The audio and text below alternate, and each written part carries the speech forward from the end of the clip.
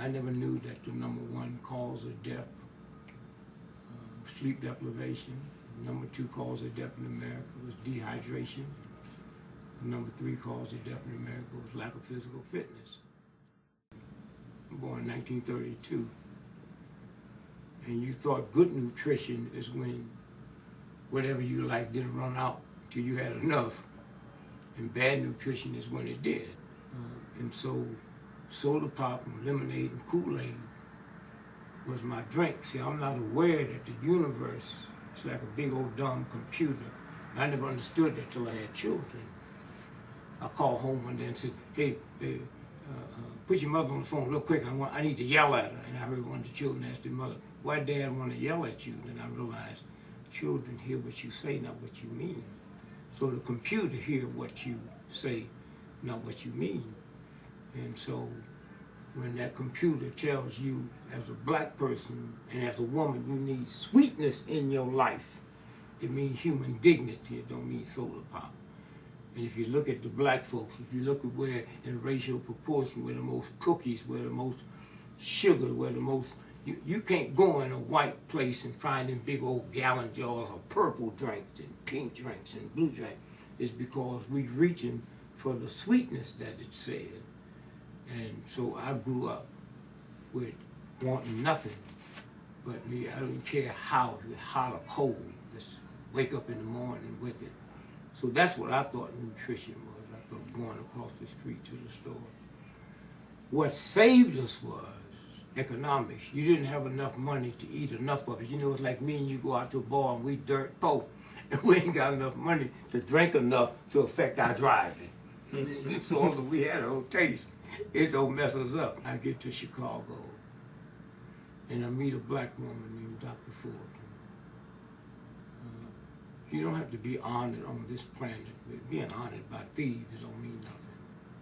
The universe, she had more to do with changing the mentality on health, nutrition, and diet, and spirituality. The only reason I had a problem with her is she was like 104 and she looked like she was 70. And she wouldn't tell nobody her age, so even she was caught up in that corruptness. But she got hold of me, and it was just lucky. I ran for mayor of Chicago. And to run against Mayor Daley, the Mayor Daley machine was probably the most corrupt machine in the history of the planet, including Julius Caesar. Mm-hmm. And I ran against him. And I had white racist cops come and told me, I had Italian mobs, man, we like you, you're just act Italian, but don't do that. Let me pay you to get out. Italian mob. Because this man will kill you. And so I ran as a write-in candidate. And Dr. Fulton, who I didn't know, brought salads and stuff by the campaign headquarters. And I couldn't eat them.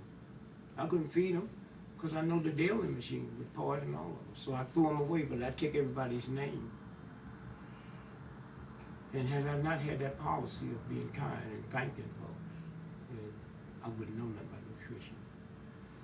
And then I went by to thank her for the salads until I threw them away. And I see these thugs that I hang up with, man. I see them in this health food place, getting these salads. and then they leave there and go to the greasy spoon next door. I saw the pimps and the hustlers sitting there with these salads and they'd. So I eased over to him and I said, Doc, I know these thugs, you know, dope pushers, and what's this about? What you doing in here? You selling dope? No. She said, the salad all keeps their thing hard. That's why they were drinking and throwing and leaving the salad, right? And so that's when I first started realizing. And then me and her hooked up real close. And the formulas she had. Mm-hmm. The sad part is she had a brother, no, a son that worked there with her. that ended up losing one leg because he had sugar diabetes, because he go next door and eat where the pimps ate. And the pain that she went through. I listened to her because I saw it. I saw it work. You know, and that's hard. You see, one of the things we have in the poor black community, probably white too, is when you tell me that pork chops is bad and salt is bad.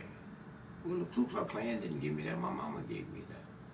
My church, my school, my government. So when you tell me I'm supposed to take you who I don't know and wipe out everything my mom and dad did, plus it tastes good, you know. And so this is that's what she had to go through, you know. Who's gonna listen? And then little by little, I mean, I watched people with cancer get cured, and sugar diabetes and high blood, and I watched her. So that's where I got hooked, you know. And then she fasted. She told me, oh, she's fasting genius. And so mine was an accident.